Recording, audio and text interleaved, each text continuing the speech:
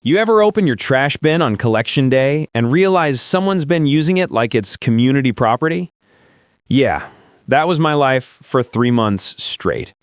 It started when my new neighbors moved in across the street. Let's call them the Millers.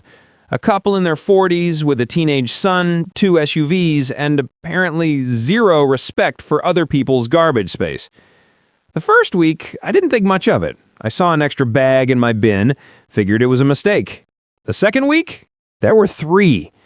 By the third week, I came out one morning to take my bin to the curb, and there it was, overflowing, lid wide open, raccoons having a buffet at 5 a.m. I checked the trash bags. Not mine. Half of it was takeout from a restaurant across town. The Millers' favorite restaurant.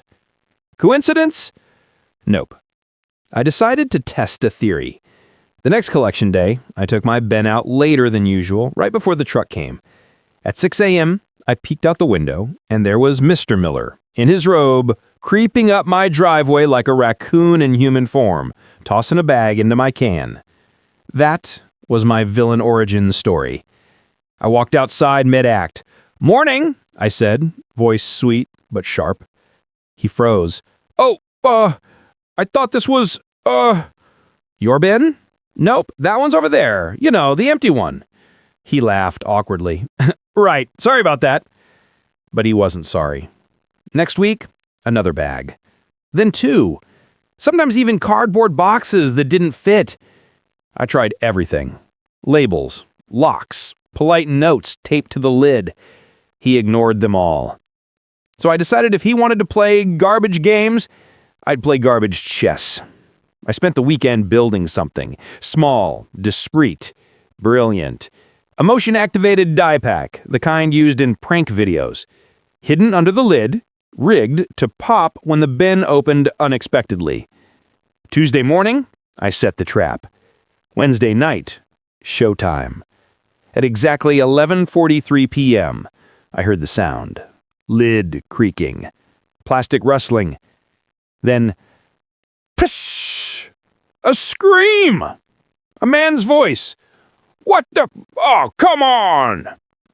I looked out the window, and there he was, Mr. Miller, in his robe, hands bright blue like a Smurf that lost a fight with a paintball gun.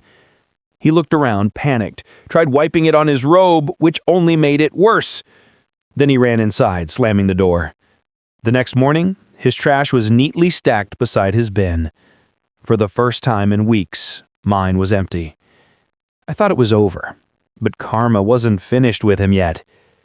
The following Monday, the city issued a notice. Turns out someone had been putting unapproved construction waste in the trash. Guess whose house the sanitation department traced it to? Yep, the Millers. Fines. Lots of them.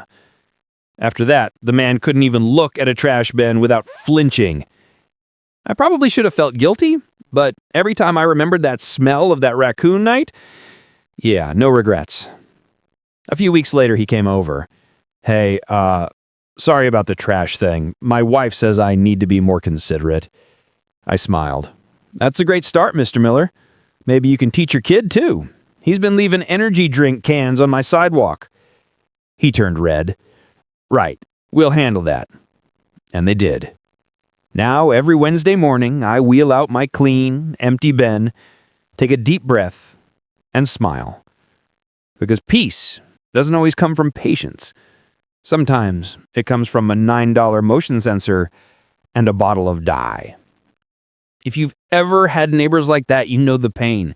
You start polite, you try logic, and when that fails, you let karma get creative. If you love stories like this, real-life revenge, neighbor feuds, poetic justice, hit that subscribe button right now. Because here on Echoes of Betrayal, we tell true and inspired stories from Reddit and beyond, where everyday people win back their peace, one satisfying story at a time. And if you're new here, welcome to the best revenge corner of YouTube. Every week, we drop new tales of workplace betrayal, friendship drama, family payback, and of course, neighbors who think rules don't apply to them until karma proves otherwise. Drop a comment. What would you have done in my shoes? Would you confront them or build a better trap?